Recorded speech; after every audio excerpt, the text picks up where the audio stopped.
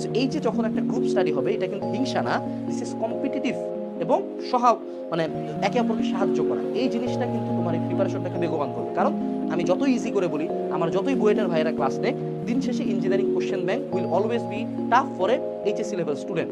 এই জন্য যখন তুমি 2-3 জন ফ্রেন্ড মিলে গ্রুপ করে একটা প্রোগ্রাম তুমি শেষ করার চেষ্টা করবা, টার্গেট রাখবা, তখন তুমি বাকিদের চেয়ে অনেক বেশি লেভারেজ পাবা। কারণ তুমি যখন ডাউন খাবা, আরেকজন বলবো মামা উঠতে পর, উঠে দাঁড়া। ও যখন পড়বে, ওকে দেখে তুমি মোটিভেট হবে।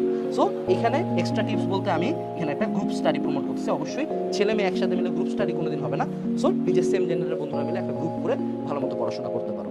ছোট করে একটা ভিডিও খুব দ্রুত কথা বলে বানাইলাম।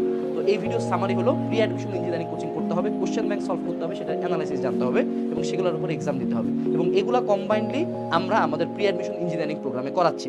সো যারা যারা এখনো ভর্তি হও নাই, ভিডিও ডেসক্রিপশন বক্স দেখে আজকে ভর্তি হয়ে যাও। তোমাদের মধ্যে অনেকে যারা প্রি বুকিং করছো, তোমরা তোমাদের SMS চেক